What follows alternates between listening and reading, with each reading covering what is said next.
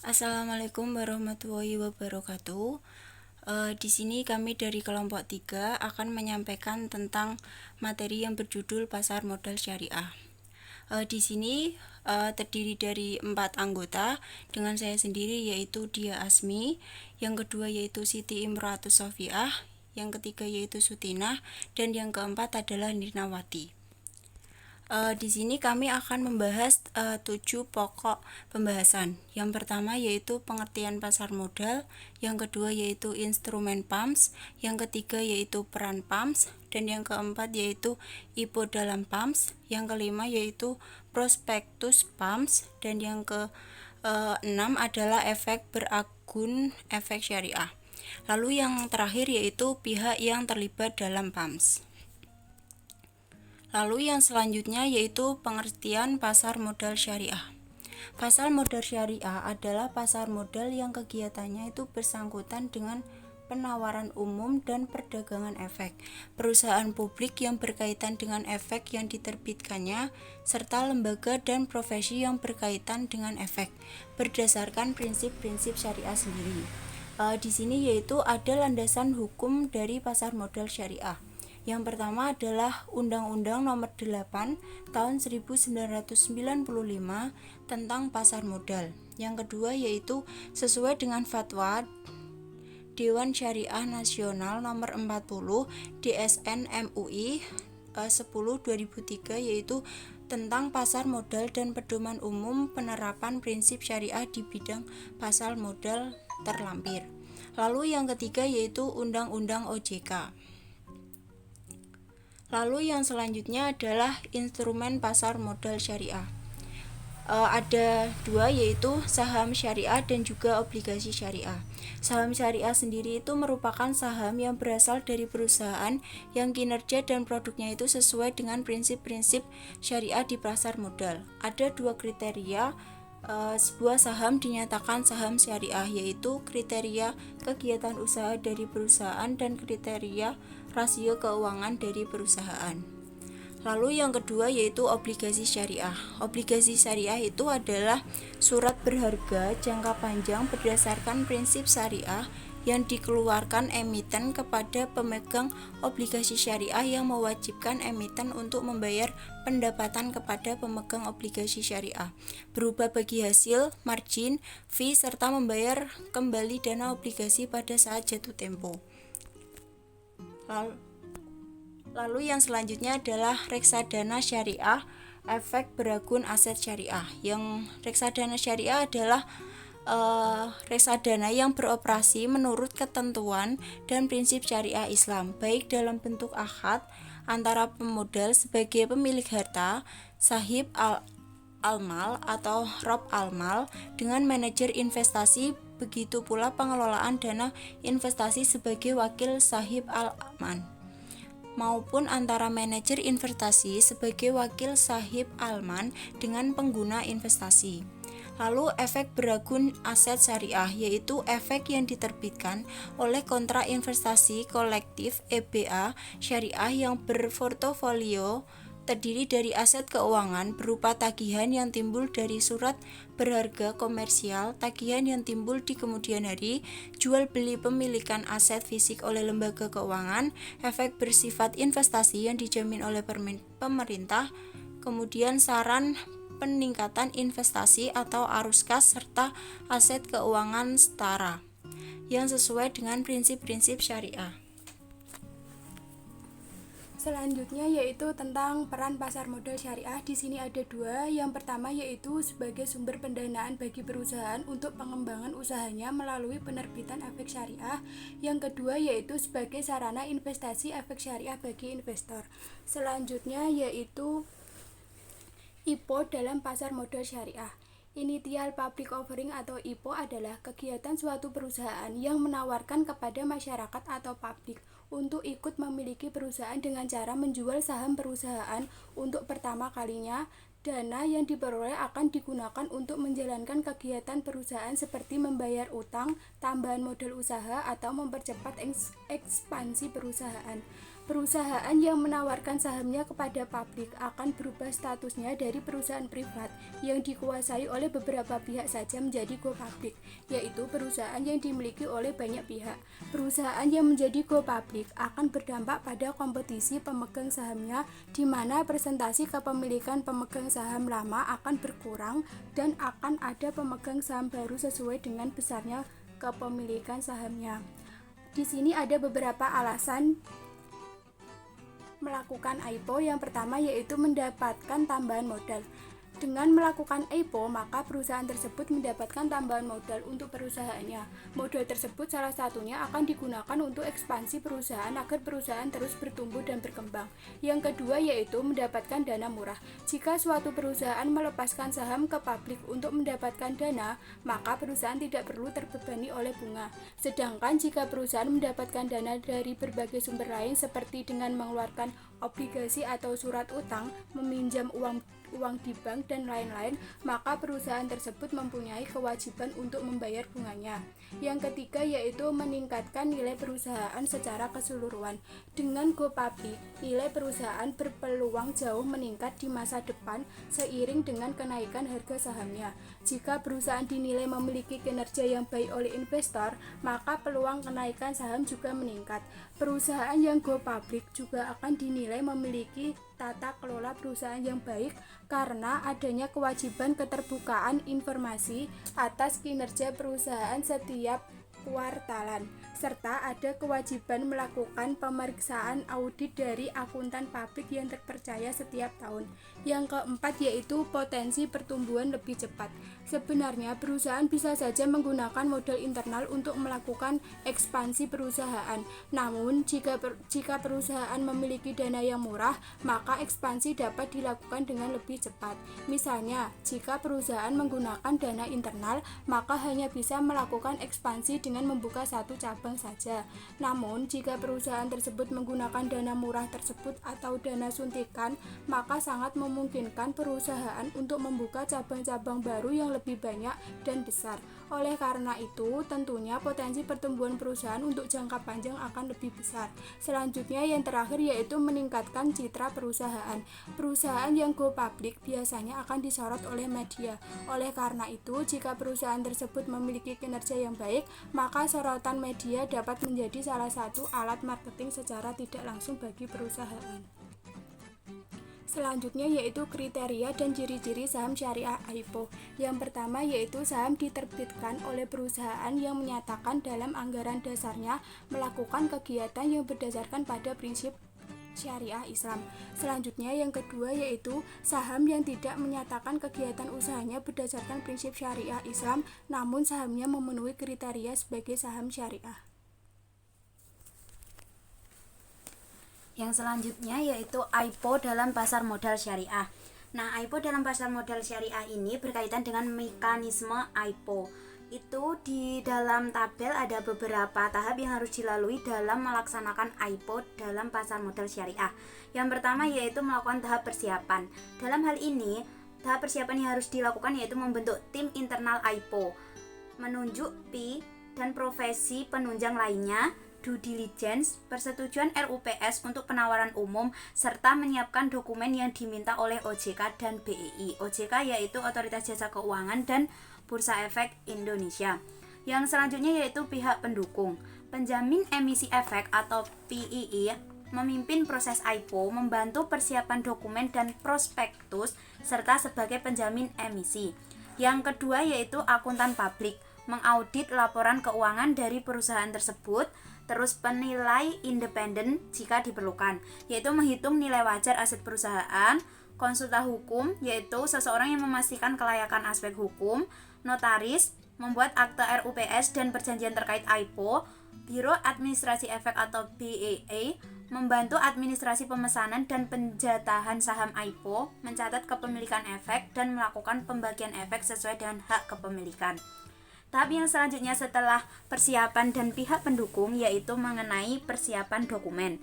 Persiapan dokumen ini itu terdiri dari umum, yaitu dari mulai kegiatan usaha, anggaran dasar, pemegang saham, manajemen, serta prospek dan risiko usaha yang telah dijalankan. Yang kedua yaitu mengenai keuangan. Keuangan ini laporan keuangan yang telah diaudit selama 3 tahun terakhir. Terus yang kedua yaitu proyeksi keuangan. Yang selanjutnya dalam persiapan dokumen yaitu legal. Legal pendapat segi dari hukum yang telah disetujui oleh konsultan hukum. Yang selanjutnya yaitu ringkasan kontrak yang material. Mengenai tentang IPO dalam persiapan dokumen ini PII dan profesi penunjang yang ditunjuk, jumlah saham yang ditawarkan dan dicatatkan, kebijakan dividen serta tujuan penggunaan dana. Setelah hal tersebut dipenuhi, maka yang selanjutnya yaitu proses keempat yaitu proses IPO. Kurang lebih dalam 11 minggu ini akan terjadi beberapa proses. Ini ada persiapan internal dan dokumen, terus ada penelaah, pemasaran, penawaran umum sampai nantinya itu akan disetujui. Di situ tertera juga bagaimana permintaan atau tambahan informasi dari OJK, jawaban emiten, pengumuman prospektus, harga final, IPO, penjatahan sampai distribusinya. Jadi itu adalah proses IPO yang memakan beberapa minggu waktu. Yang tahap selanjutnya yaitu tahap kelima, persyaratan umum pencatatan saham di BEI atau Bursa Efek Indonesia. Mulai dari kriteria, papan utama serta papan pengembangan. Di situ tertera juga yaitu bagaimana Good Corporate Governance yaitu GCG, akuntansi dan keuangan serta struktur permodalan. Di situ juga dijelaskan mengenai badan hukum, komisaris, direktur, sekretaris, komite audit, masa operasional, laba usaha, laporan keuangan diaudit, permodalan, jumlah saham yang ditawarkan kepada pabrik serta pemegang saham. Mengenai papan utama ini akan diisi oleh papan perseroan atau PT, terus juga itu akan diisi mengenai berapa bulannya dari masa operasional, laba usaha, laporan keuangan itu minimal 3 tahun, dan juga itu ada beberapa saham yang nilai ekuitasenya itu harus melebihi 2 triliun atau kurang dari 500 miliar atau bahkan 500 miliar sampai 2 triliun. Nah, nanti akan dinilai total sahamnya itu berapa. Terus untuk papan pengembangannya nanti akan juga berisi dengan boleh rugi untuk masalah laba usaha, tetapi paling lambat profil pada tahun kedua setelah listing berdasarkan proyeksi. Nah, di sini juga akan dijelaskan mengenai struktur permodalan dalam papan pengembangan yaitu minimum 150 juta lembar saham. Nah, tahap yang selanjutnya yaitu proses ke-6. Setelah IPO sudah terlewati, maka yang selanjutnya yaitu kunci sukses IPO. Kunci sukses IPO di sini di tabel ini dijelaskan bersiklus yaitu seperti lingkaran mulai dari investment story, pemasaran, struktur penawaran, dan timing. Yang pertama yaitu investment story, bisnis modal dan fundamental yang kuat dan meyakinkan, tim manajemen yang berpengalaman di bidangnya, rencana usaha dan prospek pertumbuhan yang menarik dan achievable, penggunaan dana yang jelas dan tingkat pengembalian yang menarik, serta tim pendukung IPO yang terdiri dari PII dan prosesi penunjang yang teruji dan handal. Yang selanjutnya yaitu pemasaran, laporan dan cakupan riset yang komprehensif dan menarik untuk calon investor, menargetkan investor strategis yang berinvestasi jangka panjang, pre-marketing atau edukasi investor tentang keunggulan perusahaan dan menganalisa tanggapan investor, serta menentukan roadshow apakah cukup domestik atau internasional untuk memperluas basis investor. Tahap yang selanjutnya yaitu struktur penawaran, menentukan jumlah emisi, jenis, dan harga saham yang diterima investor, serta strategi stabilisasi harga yang optimum. Yang kedua yaitu kebijakan dividen pasca IPO yang menarik dan achievable. Yang terakhir yaitu tidak melakukan corporate action terlalu dekat yaitu 6-12 bulan yang mengakibatkan kepemilikan saham investor terdilusi. Yang terakhir yaitu mengenai timing dalam kunci sukses IPO. Ada beberapa hal yang harus diperhatikan yaitu yang pertama kondisi perekonomian, pasar modal dan arus investasi domestik dan global mendukung. Yang kedua memperhatikan IPO perusahaan lain yang sejenis. Yang ketiga momentum permintaan yang tepat. Yang keempat memperhatikan pipeline IPO di pasar dan tenggat waktu dari OJK dan BEI serta transaksi penjatahan, distribusi dan refund saham ke investor dilakukan dengan efektif dan efisien. Setelah mekanisme IPO ini telah selesai dilakukan, maka perusahaan itu akan resmi menjadi perusahaan yang go public. Selanjutnya yaitu mengenai materi prospektif dalam pasar modal syariah. Prospektus merupakan gabungan antara profil perusahaan dan laporan tahunan yang menjadikannya sebuah dokumen resmi yang digunakan oleh suatu lembaga atau perusahaan untuk memberikan gambaran mengenai saham yang ditawarkannya untuk dijual kepada publik. Ini berdasarkan dari Wikipedia.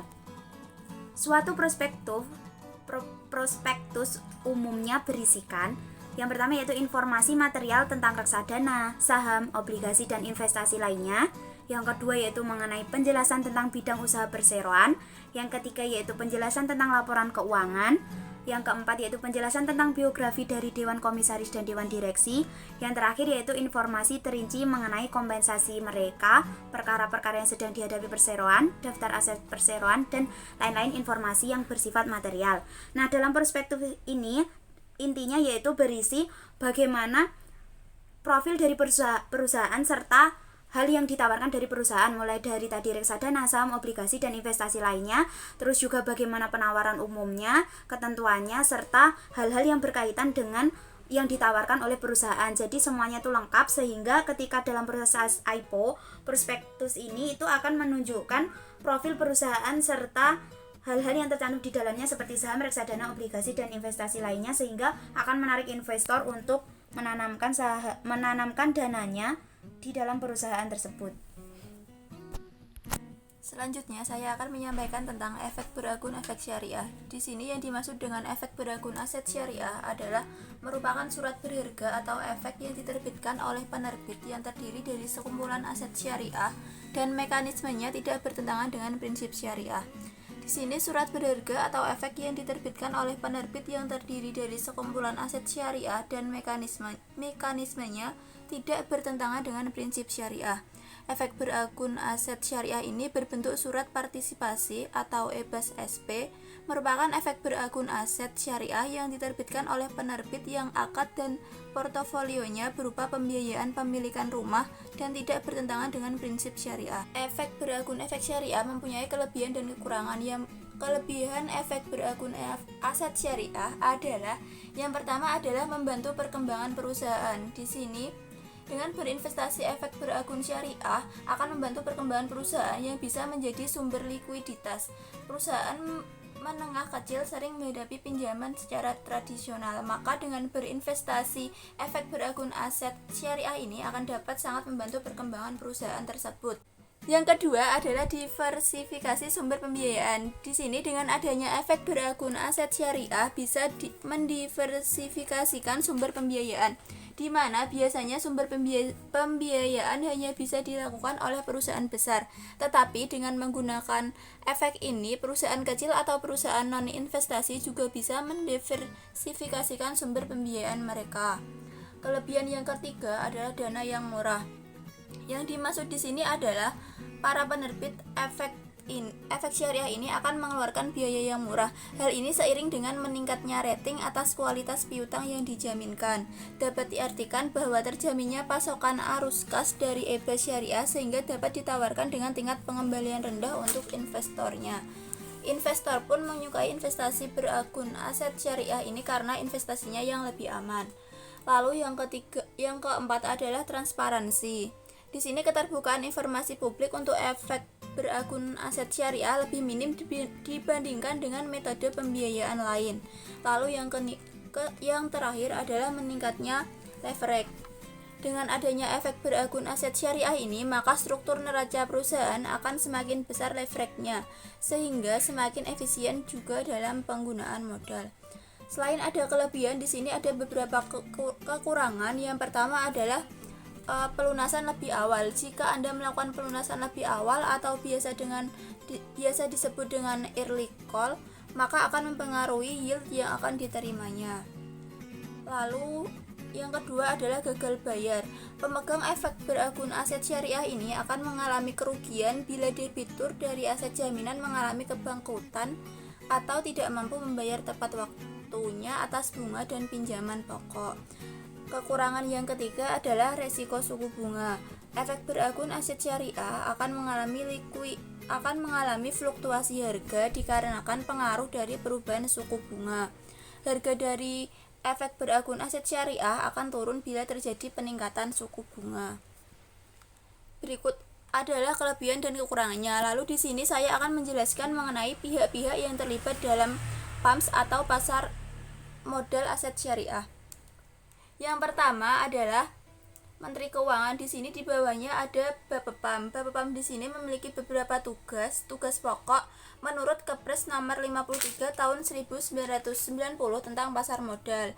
Di antaranya adalah mengikuti perkembangan dan mengatur pasar modal sehingga surat berharga dapat ditawarkan dan diperdagangkan secara teratur dan wajar dan efisien serta melindungi kepentingan pemodal dan masyarakat umum. Tugas yang kedua adalah melaksanakan pembinaan dan pengawasan terhadap lembaga-lembaga yang terdiri dari reksadana, bursa efek, lembaga clearing penyelesaian dan simpanan, perusahaan efek, tempat penitipan harta, biro administrasi, wali amanat, dan penanggungnya. Lalu yang tugas ketiga adalah memberi pendapat kepada Menteri Keuangan mengenai pasar modal beserta kebijakan operasionalnya. Lembaga yang di bawahnya di sini dibagi menjadi dua, yaitu bursa efek dan lembaga penyimpanan dan penyelesaian. Di sini bursa efek. Di sini bursa efek